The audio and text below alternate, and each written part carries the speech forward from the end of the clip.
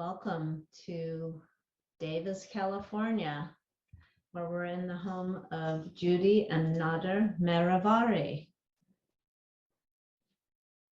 Let's see. Before we start, I want to encourage people, if you have questions for Nader, you can put them in the chat. That might be the easiest way to transmit the question.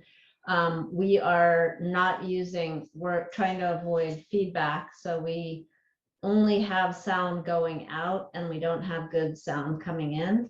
So if you do have questions for Nader about yogurt or some practices related to yogurt, please put them in the chat. We'll have about 30 to 40 minutes of conversation. And then Nader is going to show us a little mini demonstration about yogurt, and then we'll open the floor for questions. So we'll try to monitor the chat for those questions. Okay, wait 2 more minutes. I hope those of you who are with us today have had a chance to look at scan the article that we sent you about yogurt, which Nader painstakingly researched. It's really a wonderful piece, and we'll be talking a little bit about the content of that as well as some other things. And if you haven't signed up for our newsletter for the Center for Iranian Diaspora Studies, we hope you'll do so. This is one of a series of Foodways talks that we'll be doing. Are we ready to start? Okay, we're also recording today's event. So if there's a portion that you've missed, don't worry. We'll have it on our YouTube channel in about 10 days. So welcome everybody. My name is Persis Karim. I'm the director for the Center for Iranian Diaspora Studies at San Francisco State.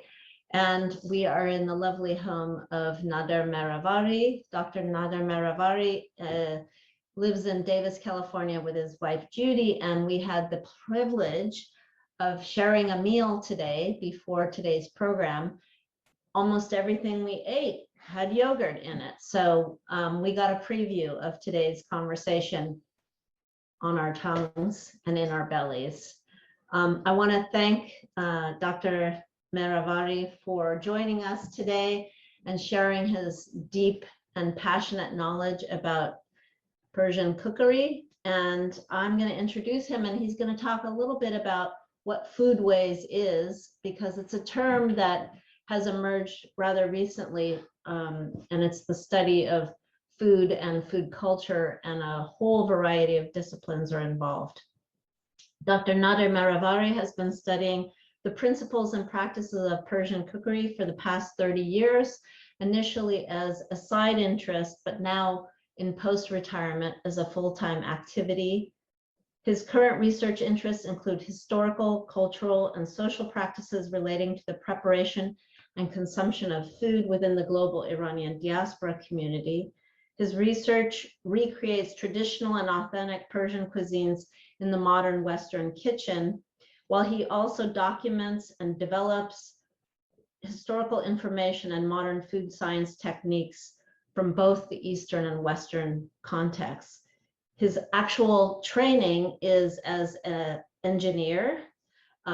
So he's one of those people who got sort of corralled into a career in engineering. And we're so happy that he's gravitated to something slightly related, which is food science, and but he's really passionate about all the other aspects of food, and he's quite an accomplished chef as well, not in the professional sense, but in the familial sense. Yes, he has a PhD from Cornell University, and he is a retired corporate executive who has taught at Cornell, Syracuse, and Princeton Universities, and he's published extensively in his field, and he's currently working as a research associate at the College of Agricultural and Environmental Sciences at UC Davis, and he's also a volunteer food researcher for the Center for Iranian Diaspora Studies.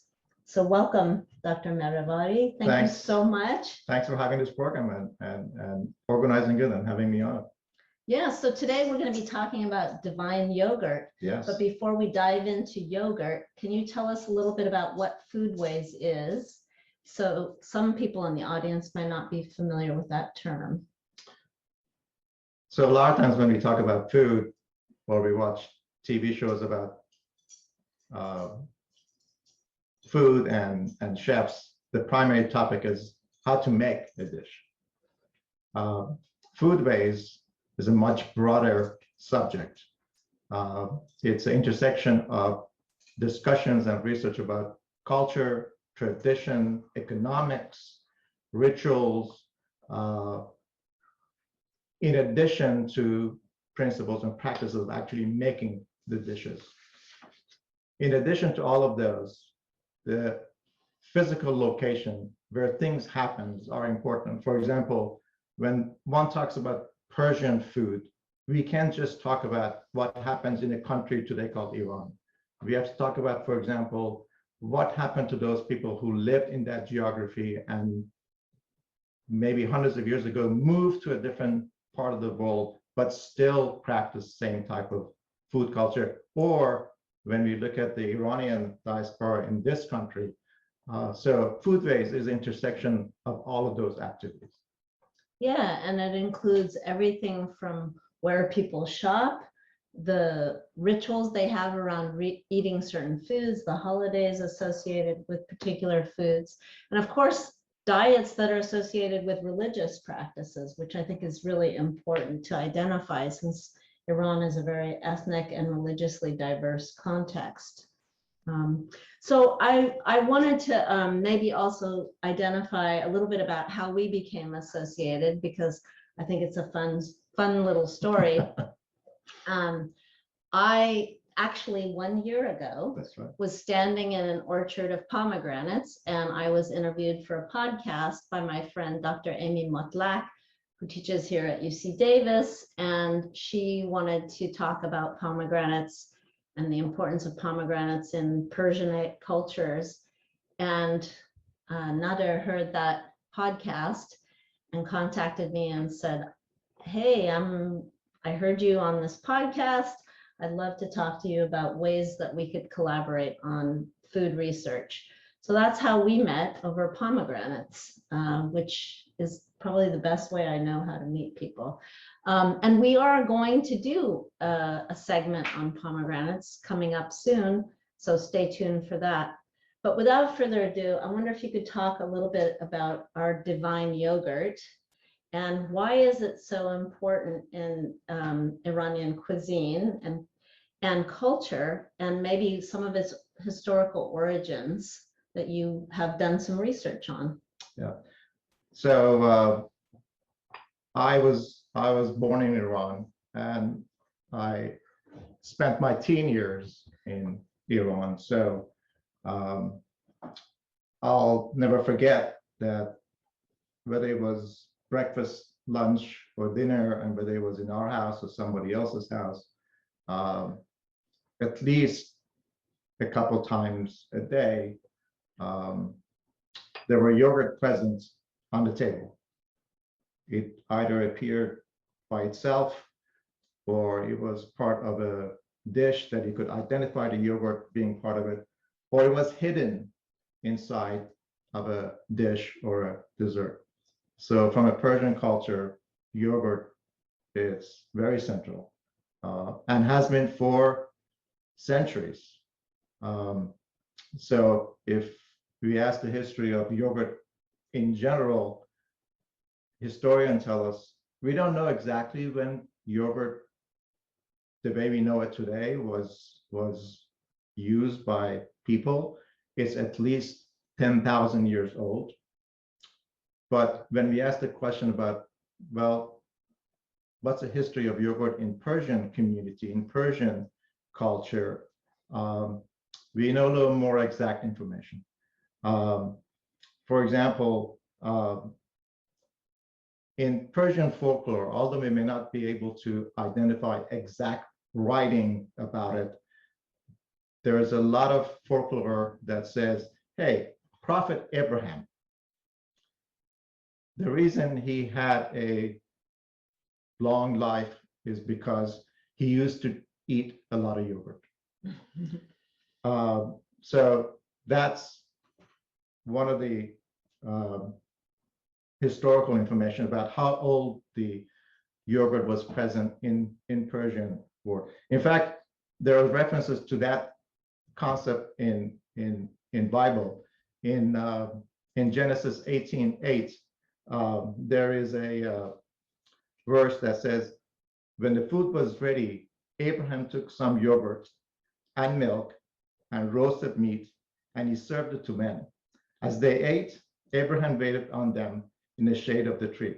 Now, there are different versions of the Bible. Some of the versions call it yogurt. Some other versions of the Bible call it other things. But having talked to some religious subject matter expert, it is likely that it was something like what we know, yogurt.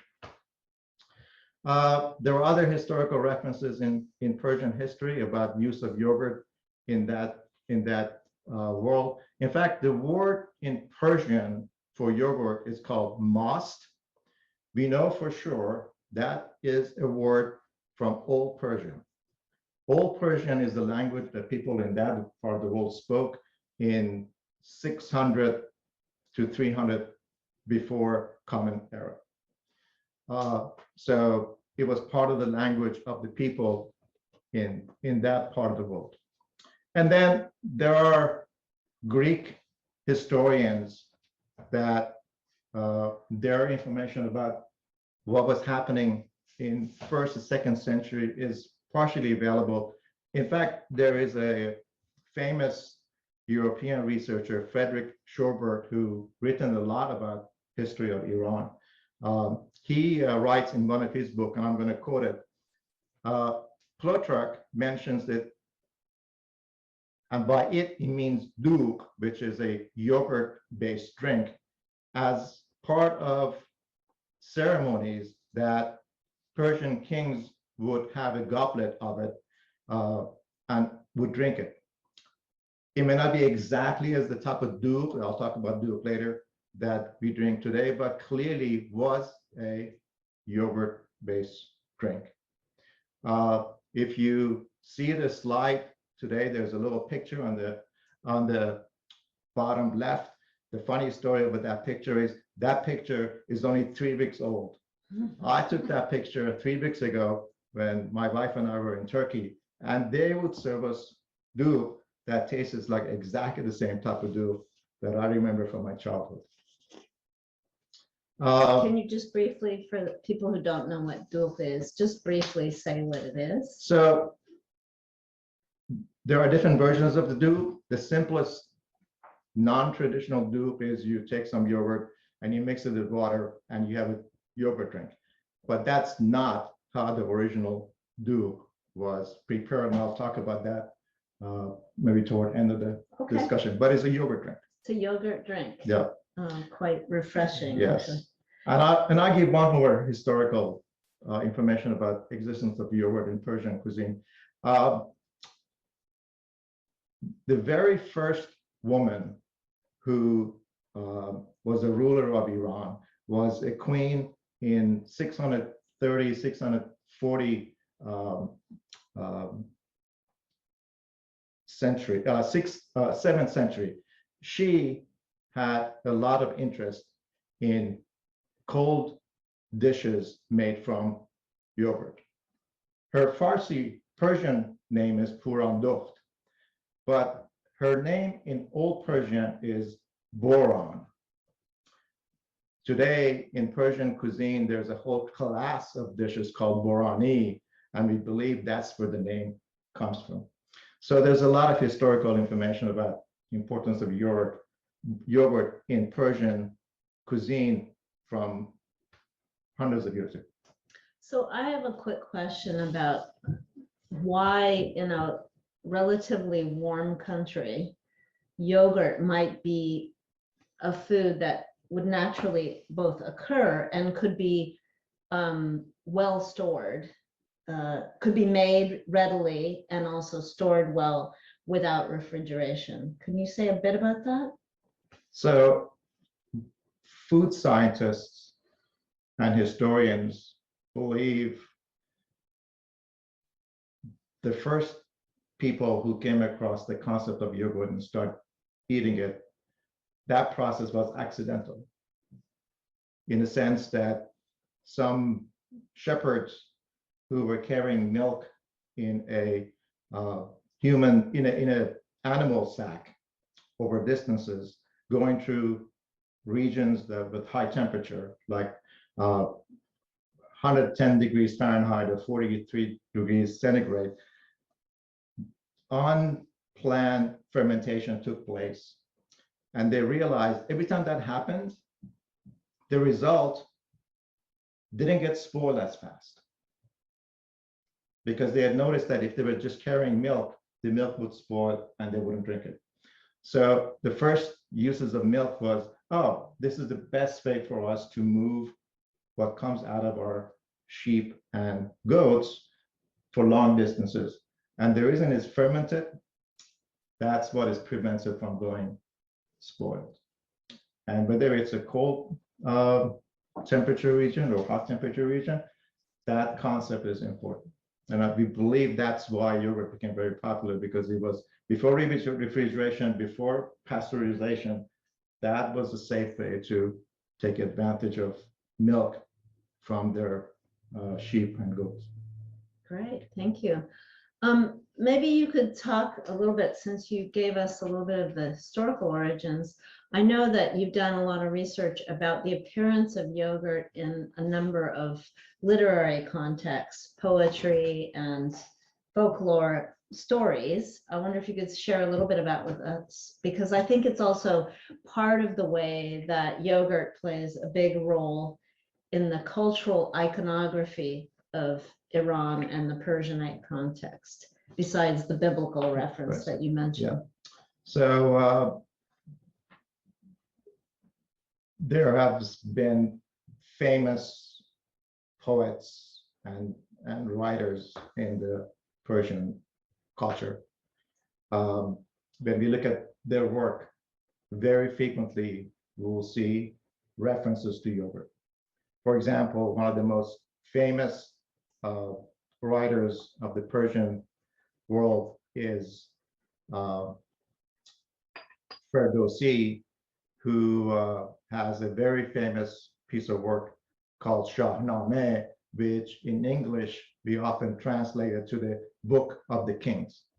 In that book, and I'm going to quote, Ardashir saw a fire on the mountainside. He and his companions made their way up to it, and as they drew nearer, they saw a few shepherds there, watching their sheep and goats. He and his soldiers dismounted, and as their mouths were filled with the dust of the battle, Ardashir immediately asked for water, which shepherds gave him, together with some yogurt. He rested and ate a little of what was before him. So this is from the 10th century. This is one of the most important pieces of literature from the Persian world. Now, I'm going to give you a completely different example. Unfortunately, we don't have good documentation, cookbooks of Persian cookery from several hundred years ago. There are several books written in Arabic from 6th and 7th century. But the oldest document that we have full copy of is a book of poems by a Persian poet that he always wrote about food. His primary book of poem is all about food. It's not a cookbook, but he writes about book. He gives his opinion about the book that was present in there. And most importantly, he talks about everything that people ate in those days. So I'm going to read one verse of one of his poems. First, I'm going to read it in Persian. خرما و ماست در آغوش کرده‌اند و از خار فارغند که در پای کنگر است. So if I just literally translate that, it says dates and yogurt have embraced each other and they are free from the thorns of cardoon, which is a plant which has a lot of thorns in it. It basically saying, hey, there is a dish that people are eating that is primarily mixture of dates and yogurt. In fact, today in the current timeline, there is a famous dish that is a mixture of yogurt, dates, and sugar. It's very tasty and it's very simple to make. So these are some references in literature from 10th and 14th century. Thank you. This is indeed what Foodways is to sort of trace not just the history, but the ways in which a food item or a recipe or a dish has helped people understand the significance in their own cultural context. Right. You know, if you go to a library and pick a modern Persian cookbook, I would say 50% of them will talk about this dessert that I just talked about. Mm-hmm. But reading this poem tells me, oh, this thing is not new. It existed in the 14th century. And this guy wrote about it. He didn't give me a recipe for it, but I can tell what was it look like back then. Mm-hmm. I wonder if you could talk a little bit about some of the science-y part of yogurt and then maybe connect it to some of those food categories that you mentioned early on. So science behind yogurt. And let me interrupt you for a second and just say, we're talking about a yogurt that is not what we buy at the grocery store here in the United States. And I think you mentioned in your article, the first time you purchased yogurt here when you were a young man and a student was probably something that resembles Yoplait, right? Yeah, so I came to the United States in 1974. I've never been in the United States previously, which means I've never been to a typical supermarket in the United States. So several culture shocks. One of them, which I'll never forget, is when I got to the dairy section of that supermarket looking for yogurt, I saw a huge section of small containers of flavored yogurt, which was completely foreign to me. It took me a long time to find something that resembled what I and my taste bud consider to be yogurt. Yes. So you asked about science behind yogurt. Well, it's really simple. Clearly, we start with milk. It could be the milk of practically any animal that you're able to get their milk. The milk is then infected with good bacteria or culture. Those bacteria are added to the milk. Milk has sugar in it. So the bacteria eats the sugar and transform it into lactic acid. That acid does two things. Gives the flavor that we like in the yogurt. The other thing it does, it prevents harmful microorganisms to grow. That's why yogurt often doesn't go bad if you leave it out of the refrigerator for several days. That's the simple science behind yogurt. Now, what kind of bacteria you use, how long you incubate it, allows you to have different types and flavors of yogurt. Different parts of the world, they use different types of bacteria. Many of it are natural bacteria that those shepherds back in Central Asia and Middle East unintentionally had used to create their first yogurt. Good. So what's the most common kind of bacteria that you would use in your yogurt making? Is it the So, lactobacillus? so if you want to become very scientific about it, most yogurt, particularly the ones that you buy from grocery store, either have lactobacillus burgdorferi bacteria or Staphylococcus thermophilus. Now, there are another 20 or 30 type of bacteria that's used in commercial yogurt making. But if you're going to make yogurt at home, you don't have to worry about any of this stuff. Excellent. They're a much easier way to make your home make yogurt. And stay tuned because we're going to talk about that. Okay, I wonder if you could maybe tell us a little bit about those categories then. This seems like a good spot to talk about yogurt in the context of Iranian cuisine. You have the Borani, which you mentioned. So if we look at the landscape of Persian cookery, as I mentioned at the very beginning of our discussion, most often yogurt is present on the sofre or the setting of the meal. It will maybe in a bowl by itself that people just scoop and put it on their plate as something to go with the rest of the dish. It could be made into a collection of different appetizers. Probably the most famous class of those appetizers are called Boranis. And a Borani is basically a mixture of yogurt and often a cold vegetable. It could be spinach, it could be eggplant, it could be cucumbers.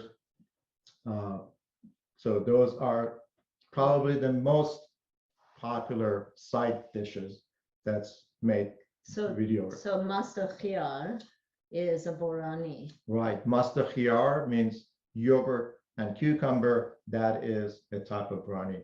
Or you may go to a Persian restaurant and they may say, oh, we have mustard musir, which is a mixture of yogurt and pickled garlic.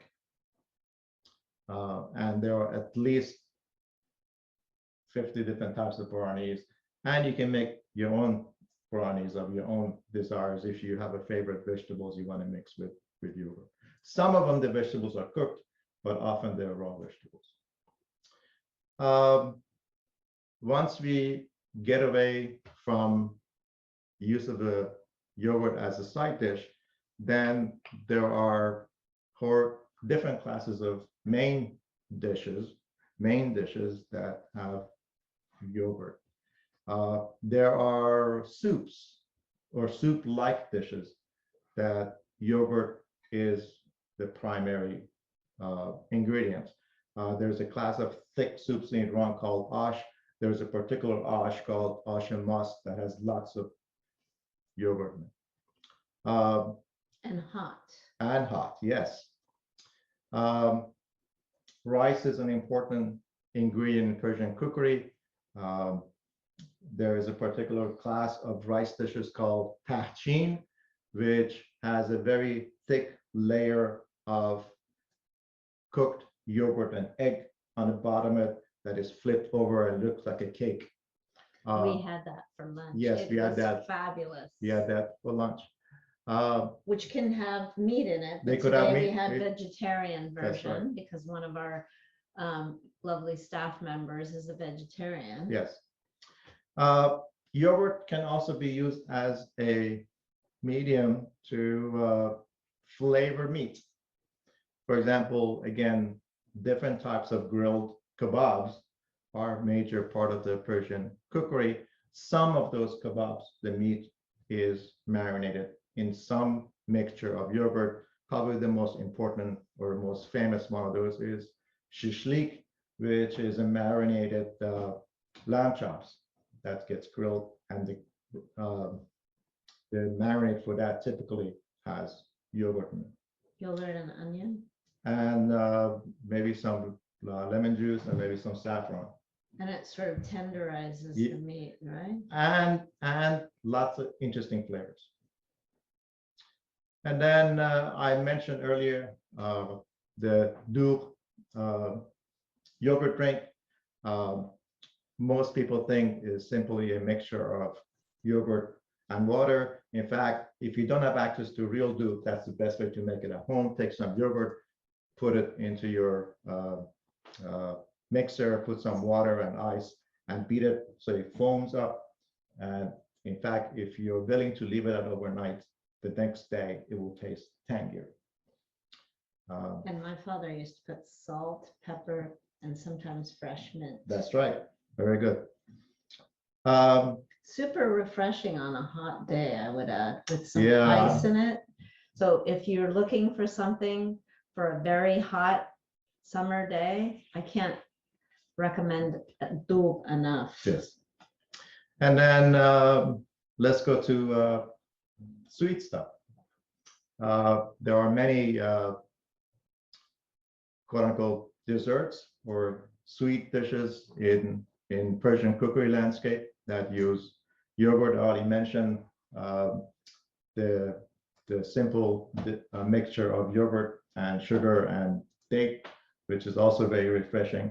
There are versions of that you put in the freezer and you get a little, about a half an inch of crusty ice on top of it. That's yet another dish. And then there are some cookies and some confections that use yogurt. Some of my most favorite ones is a sweet called zulbia, which is primarily made from egg and sugar and a few other things. So as you can see, from starting from pure yogurt as a bowl on a table, all the way to really good desserts, yogurt is present in the Persian cooking landscape. Wonderful. Do you have some pictures of these items that you want to share? No? Okay. Anyway, There are pictures of many of these dishes that I talked about in that article that you to send everyone. So yeah, if you didn't get the article, I encourage you to read it because it's a article that Nader wrote, which is now coming out in Petit Propos Culinaire, which is a French Foodways journal.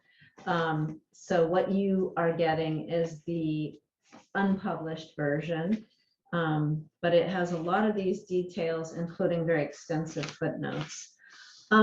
Shall we switch gears and talk a little bit about how to make yogurt and share your baby yogurt over there?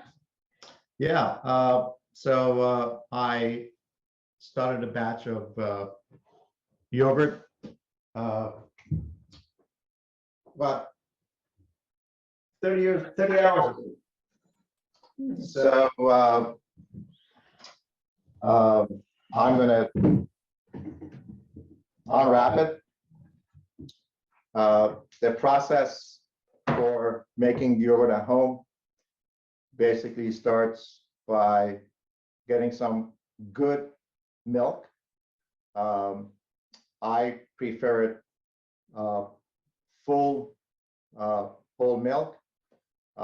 In fact, if I'm able to get my hand on some raw milk, I do that.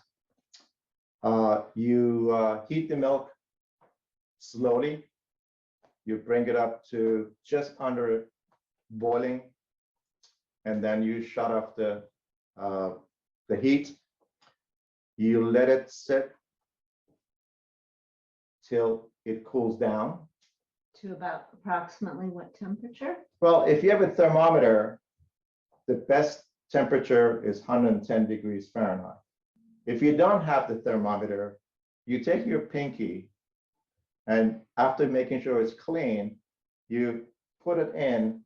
If you can hold it there for 3 seconds, then it's the right temperature. If you put it in and you have to pull it out because it's too hot, you have to let it cool down more. Because it'll kill the bacteria in the yolk. Right. When it gets to that right temperature, this is when we inoculate it with culture in your home. The easiest thing to do is buy yourself a small container of commercial yogurt, but before you buy it, read the label to make sure it contains live active culture. Bring it home, add a couple of tablespoons of it to your gallon of warm milk. Cover it Like a baby. like a baby with several layers of blanket. So if you don't have a defunct sink like this, what's a good alternative? So I'll tell you a funny story first. In many Persian homes back in Iran, once in a while you will walk into the house and you will go around behind the couch. There was a blanket and the people, oh, don't touch it, that's my yogurt. If you are in a modern kitchen and you don't have a sink that you don't use, like I have the pleasure, wrap it up in a blanket, put it in the oven. Maybe you warm up the oven just a bit before you put it in, turn it off, and then turn the light on in the oven, and then put it in there and close it. The most important part, other than the temperature, is while it's incubating, make sure it's not kicked, shaken, or disturbed. That's why people used to put it behind the couch in Iranian old habits, so nobody would touch it. Now, So the blankets are keeping it warm. At approximately 110 degrees.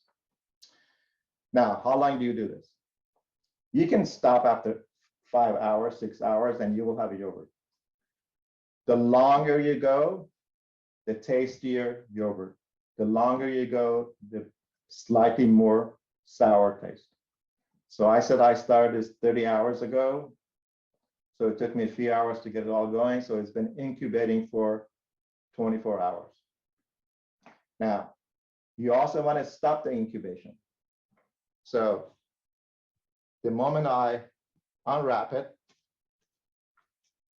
by the way, I always put in a piece of plastic so I don't get my blankets dirty in case there is a leakage.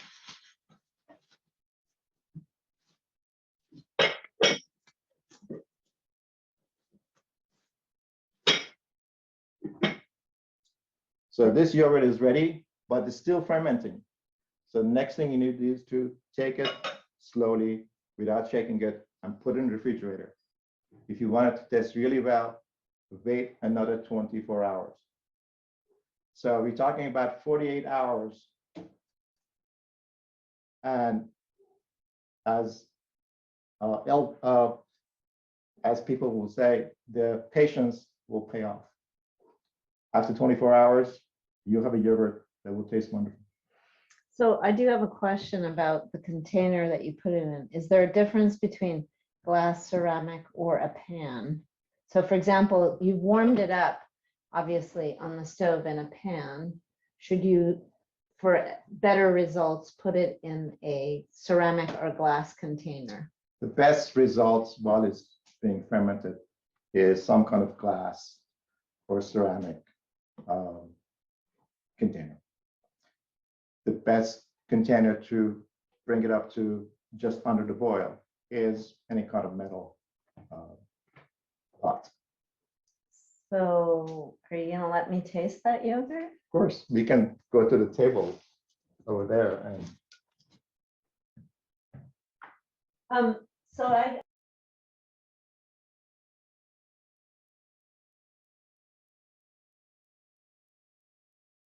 what's accessible, but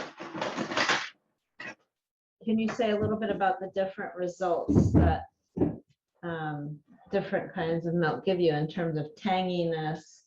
Is one more sheepy tasting? so if you're making yogurt at home, unless you've made it, Oopsie. unless you've made it many, many, many times, you may not be able to distinguish between the cow milk and the sheep's milk. If you make a yogurt from goat's milk, you will notice it's different in the texture. I'm not going to say it's tangy or not, but textures look different and it smells different. So if you want to experiment, start making half-gallon milk, cow, sheep, goat, and if you are comfortable in making from raw milk, if it's available in your area, try that also. And then I noticed in the video before, for the promotion of this event, that you showed yourself straining the yogurt. So maybe you could talk a little bit about the Yeah, liquid. so these days in the Western world, the concept of Greek yogurt is not very popular. So what's Greek yogurt? Greek yogurt is nothing other than taking your standard yogurt and straining it. By straining it, you're getting some of the whey liquid out of the yogurt. You're not changing any chemical aspects of it, except per spoonful, you have more protein if you have straining it.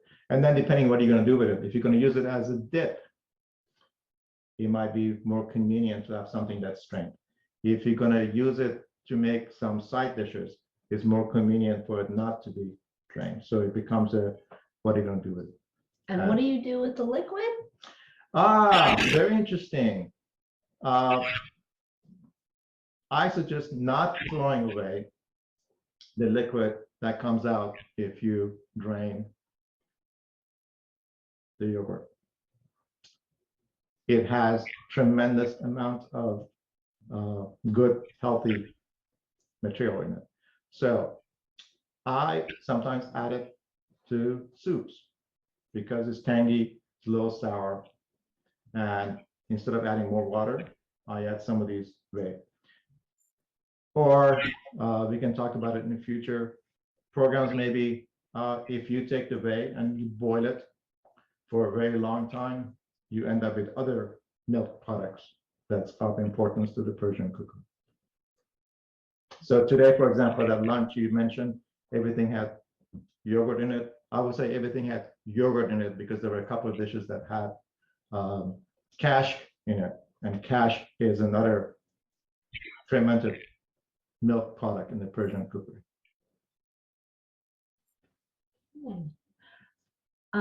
I wanted to give the audience an opportunity to ask any questions. And you heard a lot today about the history, folklore, and foodways aspects of yogurt, as well as how easy it is to make yogurt. One of the reasons I started making yogurt is because I dislike all the plastic that is now a byproduct of buying yogurt. So I've been taking my yogurt and mixing it with some of my own fruit and my homemade jams, which is a really nice way to capture the exact same thing you get at the store, both without the plastic and not the cost. Yeah, so let me add one other thing. I mentioned as we were talking about how to make yogurt that you need a little bit of commercial yogurt to start with. Once you do that for the first time, every time you make your own yogurt, before you start eating it, take a couple of spoonfuls, put in a covered container and put in the refrigerator, because you can use it as your starter for the next batch of homemade yogurt. You can do that 5 or 6 times, but then after 5 or 6 times, the bacteria are not as strong. At that point, you may make sense to buy another container of commercial, small container of commercial yogurt. Or borrow your friend Nader's. Yes, yeah. Yeah, in some ways, I would say it's way easier than making sourdough bread. And if any of you yes. got on the sourdough trend, I got on the yogurt trend. Yes. So, all right. Any questions from our audience, please? So the article should have been emailed to you yesterday. And we encourage you to also look for this article in the publication Petit Propos Culinaire, which you can probably access online. But basically, this is the product of a lot of research that Nader did to try and highlight yogurt's importance in the Iranian context. Is there any favorite yogurts that you like to buy when you buy commercial yogurt? So if you go to a relatively well-supplied supermarket in this country, look for products that claim they have been made from milk that has not been super processed. Usually So organic. doesn't necessarily have to be organic, but it's not super homogenized, for example. So look for brands that have milk that says, oh, I sell milk that has cream top. Buy yogurt from the same manufacturer. If you are in an area that you have access to Middle Eastern or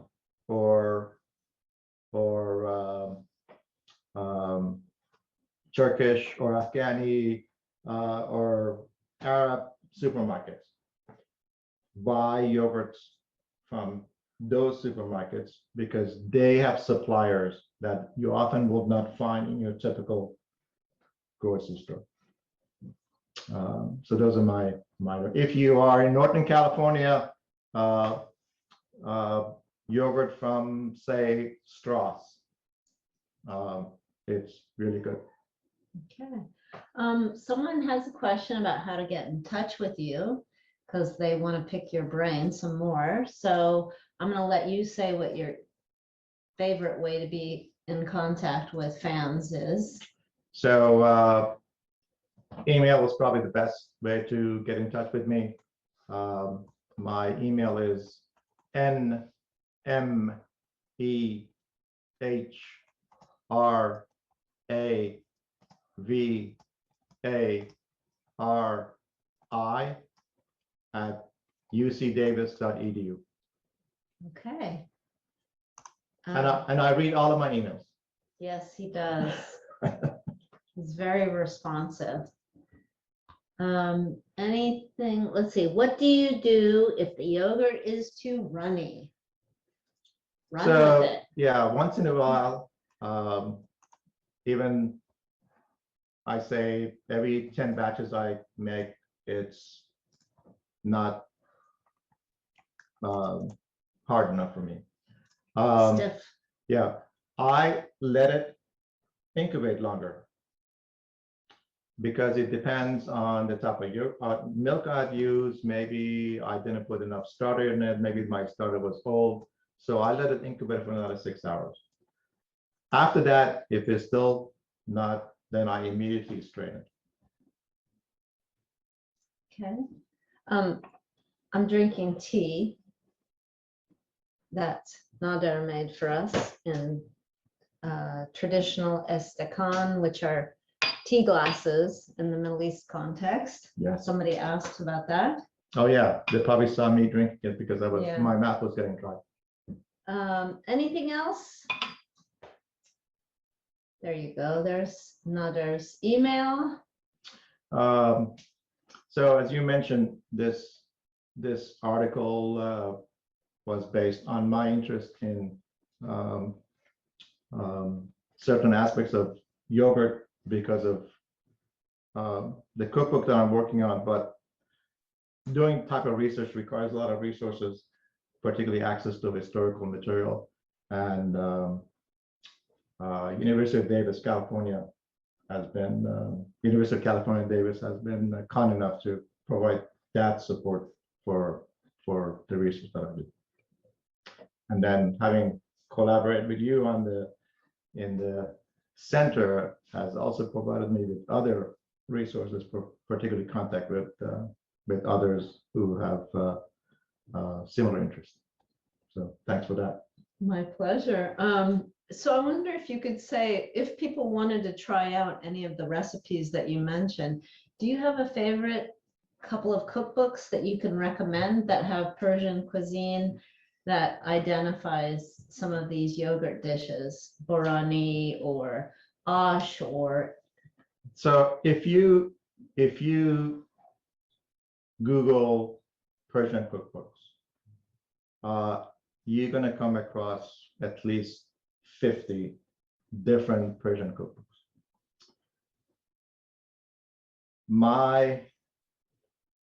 One of my most favorite Persian cookbook is a book that was published about 20 years ago. It is on the list of references in the paper. It's by a British woman who moved to Iran, learned Persian language, learned the culture, and became a very good Persian cook.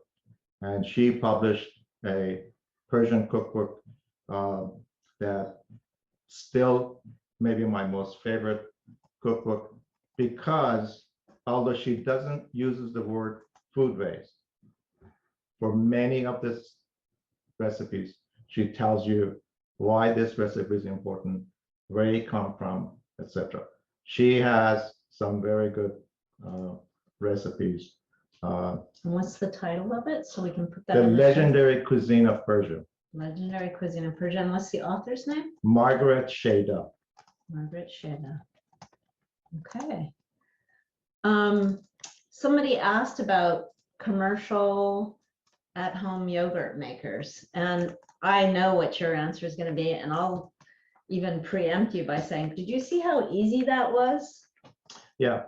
So there are, particularly for the last couple of years, because of COVID lockdown, in addition to people's interest in making things like sourdough bread, there's a lot of interest in people making things like homemade yogurt, and therefore there are not commercial entities that you can buy homemaking yogurt kits.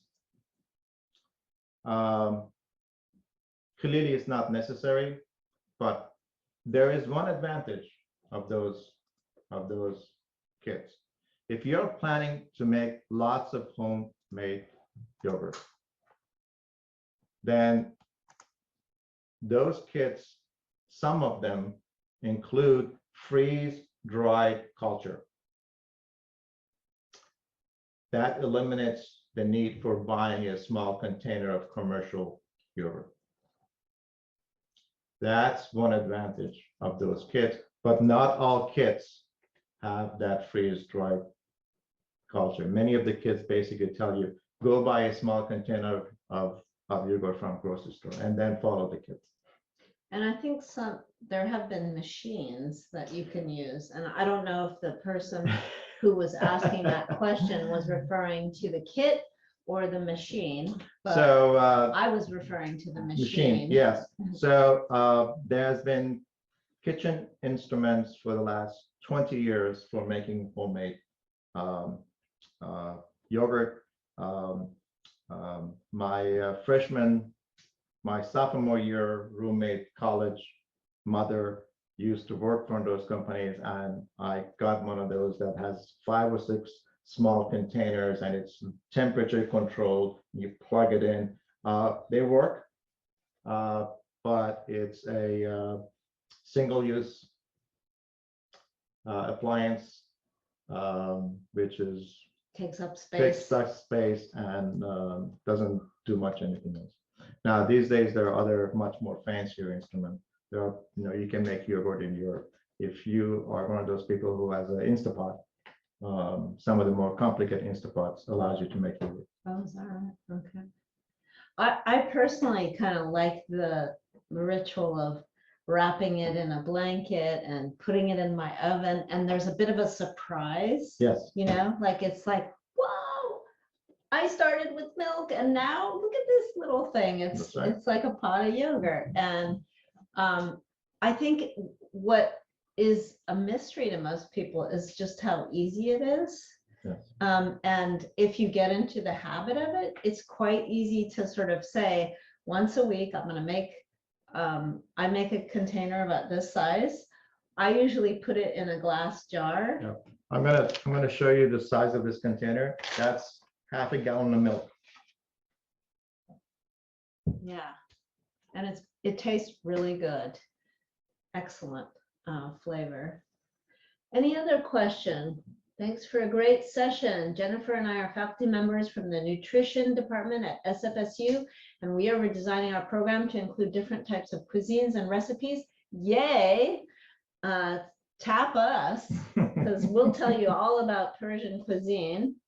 And also I want to say another thing that maybe we didn't really talk about the medicinal qualities of the bacteria in yogurt, but that is one of the things that I think is so important about many cuisines of the world. They obviously are connected to what grows there and what history there is, but also the medicinal qualities of particular kinds of food are what make them embedded in a culture in the first place. And I wonder if you could say anything about that. Yeah, we could have a whole different story program on that subject. But when I read historical documents about Persian cookery, when they talk about yogurt, they also talk about that even hundreds of years ago, people realized that something good is happening to you when you eat good yogurt. And the sad part is many of the commercial yogurts that you buy in some grocery stores are Full of sugar. Sugar and milk powder and gelatin and a few other things. And then they sell you a different version when they add good things to it. So it's a concept of, okay, let me take all the good stuff out, and then I'll sell you something more expensive, and I add more good stuff in it. So start with the good stuff in your own and home. you'll be all set. Absolutely. Yes. So Sama asks, how do you strain your yogurt if you want to make it thicker? So what do you use to strain your yogurt? So the proven method is 2 layers of cheesecloth. Just put 2 layers of cheesecloth in a colander, put your yogurt in it, and let it sit for at least an hour, and then see if it's thick enough for you. If you want it thicker, let it sit for another couple hours. Put it inside of a strainer, inside of a pot. A colander. Yeah. And then you put 2 layers of cheesecloth and you pour the yogurt. Now, if you wanted to go faster, cover it up and put something heavy on it. If you want to go real faster, hang it from someplace. But it's sufficient, just let it sit in the sink with another bowl to capture the liquid that comes out. Now, is lebne a yogurt product? Lebne is a fermented milk product. That's the name that people in the countries like that speak Arabic refer to Lebanon, it. Palestine, right. Jordan. For practical purposes, is a very strained version of. It's like spreadable yogurt. Yes. So when you go to the Middle East market, you can see many times there's lebne, which is the same version, but more strained and spreadable, almost like cream cheese, right? It's thicker than the commercial Greek yogurt. Yeah. So cheesecloth is an important thing to have in your kitchen. Yeah. 2 layers that's proven over years. Best thing to do. And those cheesecloth, you wash it and grease it again. Okay. Unless there's any more questions, we are pretty much covered everything we wanted to cover today. I want to thank Nader for your wonderful presentation, your time, your effort to organize some of this thinking about yogurt. I haven't seen anything quite like that chart. And also today I had this incredible pleasure to taste all these dishes that had yogurt in them. And I think the other thing that's really wonderful about yogurt is that it's a wonderful meat alternative. Yes. So it has so many healthy properties, but if you're a vegetarian, it's one of the best things to turn to get protein. The right. protein content is quite good. Obviously, if you're vegan, that's not the case, but I do think that it's a really delightful and refreshing food. And I too had the same experience of growing up with kind of mediocre yogurt, and my parents eventually started making it themselves. And I think that one of the things that is so nice about it is it doesn't taste quite the same every time either. Sometimes it's slightly different. So there's this element of even surprise. Yes. Yeah. In fact, my recommendation is buy different milk this time. Yeah. To get a different surprise. Yes. Can you mix a yogurt from one milk supply with a new different milk? Yes, you can. Okay. Okay. All right. Thank you so much. Love the historical information. My dad used to make his own yogurt, and there was nothing like it. That's from Mina. Merci Hamegi. And if you want to get in touch with Nader, his email is again somewhere up there in the chat. And if you want to read his article and haven't gotten it, please let us know. You can email us. Oh, there's Nader's email again. He is working on a cookbook, and so keep your eyes peeled for that. And he and I will be working on a segment for Foodways about pomegranates. So if you haven't joined our mailing list, please be sure to do that and follow us on our social media. I want to say a big shout out and thanks to our two lovely helpers today. Technical support from Nick Nguyen and Ariana Damavandi, and Nazi Kavyani, who helped us promote today's event, and also to our lovely hosts, Judy and Nader Mehravari, who've opened their home to us today. This wonderful kitchen is the site of much discovery and exploration. So you'll probably see us again here. So thank you again. Thank you. All right. Good night, everyone.